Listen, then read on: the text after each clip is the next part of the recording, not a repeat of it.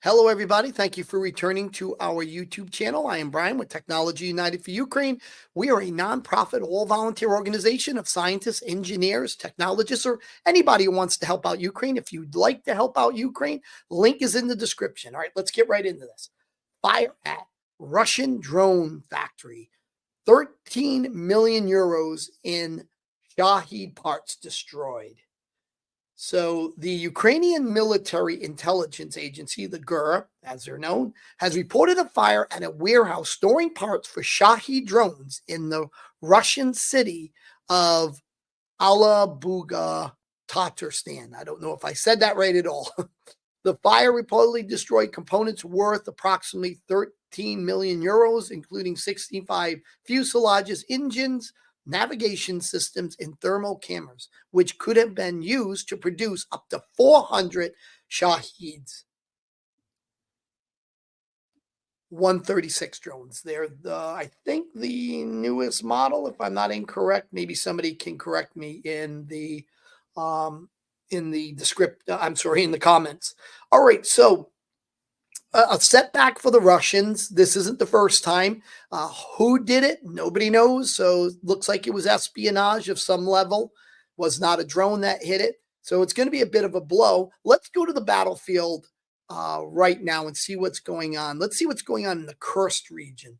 Right here, in Kursk region, Ukrainian forces have repelled 27 Russian army assaults. Now remember, the North Koreans are there and taking massive casualties. The numbers are really not well known yet, what the North Koreans are taking in casualties, but it's suspected at this point to be very high, as they're just throwing them in wave after wave with very little artillery support, very little armor. A lot of them just go running in it without any armored vehicles, nothing. So we should see a lot of numbers coming out of this area in casualties. As we've seen with the daily updates that I do, the casualties are through the roof. It was yesterday was 1,990 is what was reported today from losses yesterday of the Russian military. So this is really turning into a meat grinder. If we go down into this is the Donetsk area with the city of Donetsk right here again. A lot of fighting going on. You can see all of the Ukrainian troops here. We can take a look at where they have progressed. This is another area too over here where Kupiansk is.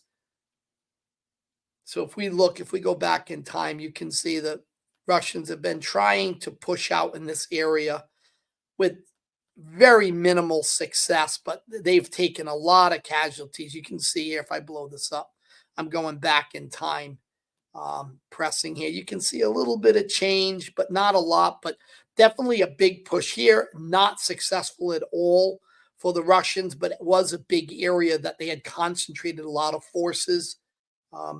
Let's go down to the Donetsk, where the Donetsk area is. Let me just blow this out. All right, I'm going to go forward and then backwards, right? We can see them. This is going up until today.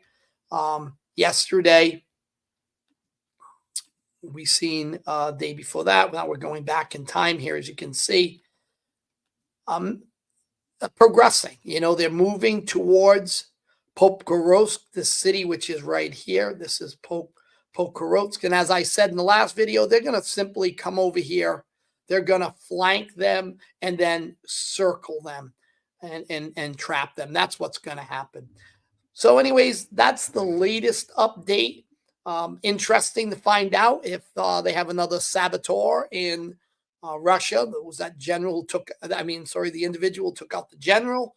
So there are people operating on the ground inside of Russia, likely connections to the GUR. All right, everybody, thank you for coming to our YouTube channel. Remember, if you'd like to join us, please, it is in the description, and I'll also put a link in our comments to our organization. All right, Slava Ukraini.